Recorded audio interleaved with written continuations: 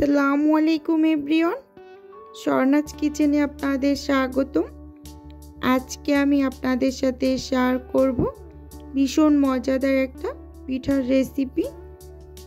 এই পিঠাটা খুব কম উপকরণেই খুব জলদি তৈরি করে নেওয়া যায়। চলুন তাহলে দেখে নিই আজকের রেসিপি। এখানে প্রথমে আমি একটা বাটি নিয়ে নিয়েছি, সেই সাথে দুইটা ডিম নিয়ে নিয়েছি। এখন এক এক করে ডিমগুলোকে ভেঙে নেব। ডিমগুলো ফ্রিজে থাকলে অবশ্যই 15 থেকে 20 মিনিট আগে বের করে নরমাল করে নেবেন। এখন দিয়ে দেব স্বাদমতো লবণ। মিষ্টি খাবারে লবণ দিলে সেটা টেস্ট অনেক অংশে বেড়ে যায়। দিয়ে দিলাম 1/3 কাপ চিনি। হ্যান্ড উইক্স দিয়ে খুব ভালোভাবে এটাকে মিশিয়ে নেব।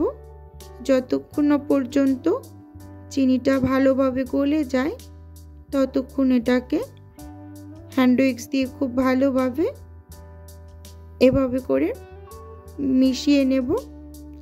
এই কাজটা সময় নিয়ে ধৈর্য সহকারে করবেন। চিনিটা খুব ভালোভাবে গলিয়ে নেবেন। এ পর্যায়ে আমি দিয়ে দিলাম 1/3 কাপ তেল আর দিয়ে দিলাম সামান্য একটু ভ্যানিলা এসেন্স। যদি হাতের কাছে না থাকে তাহলে লেবুর রস দিয়ে দেবেন। এখন দিয়ে দিলাম 1 কাপ ময়দা। আপনাদের হাতের কাছে ময়দা না থাকলে আটা দিয়েও এই পিঠাটা তৈরি করে নেওয়া যায়। হ্যান্ড উইক্স দিয়ে খুব ভালোভাবে এটাকে নেড়ে চেড়ে মিশিয়ে নেব। এখানে আমি একটা কাপে 1 কাপ দুধ নিয়েছি, গরুর দুধ। দুধটা আগে থেকে জাল করা, খুব ভালোভাবে জাল করে ঘন করে নিয়েছি। একদম ঠান্ডা অবস্থায় এটাকে অল্প অল্প করে দিয়ে মেশাতে হবে। একটু খেয়াল রাখতে হবে এখানে যেন কোনো দানা দানা অংশ না থেকে যায়। খুব ভালোভাবে এটাকে মিশিয়ে একটা পাতলা ব্যাটার তৈরি করে নেব। ব্যাটারের ঘনত্বটা আমি দেখিয়ে দেব। একসাথে দুধটা দিয়ে দিবেন না, অল্প অল্প করে দিয়ে খুব ভালোভাবে পারফেক্ট একটা ব্যাটার তৈরি করে নেব। আমি কোনো অংশ এখানে স্কিপ করিনি, একদম সবটুকু দেখিয়ে দিলাম। খুব ভালোভাবে আমি এটাকে নেড়ে চেড়ে পাতলা একটা ব্যাটার তৈরি করে নিয়েছি।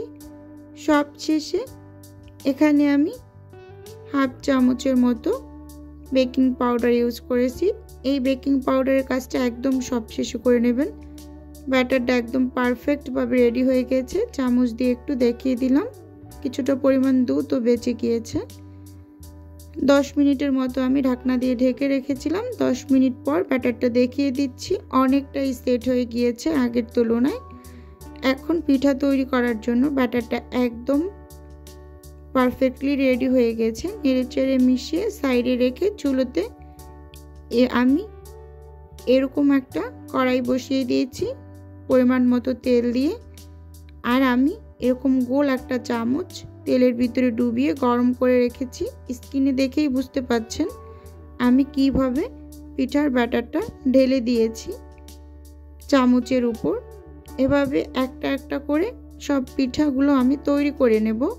আর প্রথম অবস্থায় তেলটা একটু ভালোভাবে গরম করে তারপর চুলোর জালটা লোতে করে এক এক করে সব পিঠাগুলো তৈরি করে নিয়েছি। ভিডিওর এই পর্যায়ে এসে ভিউয়ার্স আপু এবং ভাইয়াদের উদ্দেশ্যে একটাই অনুরোধ, প্লিজ ভিডিওটা ভালো লাগলে অবশ্যই চ্যানেলটি সাবস্ক্রাইব করে আমার পাশে থেকে যাওয়ার অনুরোধ রইল। আর হ্যাঁ, ভিডিওর শুরুতে একটা লাইক দিয়ে ভিডিওটা দেখা কন্টিনিউ করুন। সবগুলো পিঠা আমি এক এক করে তৈরি করে নিয়েছি। এখন একটু সার্ভ করে দেখিয়ে দিচ্ছি। আসলে পিঠাগুলো দেখতে মাশাআল্লাহ খুবই সুন্দর হয়েছিল আর এবং খেতে খুবই ভালো হয়। আমি একটা পিঠা একটু ভেঙে দেখিয়ে দিচ্ছি, কোনো কাঁচা থাকে না। পিঠাগুলো খুবই ফুলকো হয় এবং খেতে খুবই ভালো লাগে। আজকের ভিডিও এ পর্যন্তই। দেখা হবে অন্য কোনো ভিডিওতে। আল্লাহ হাফেজ। আসসালামু আলাইকুম।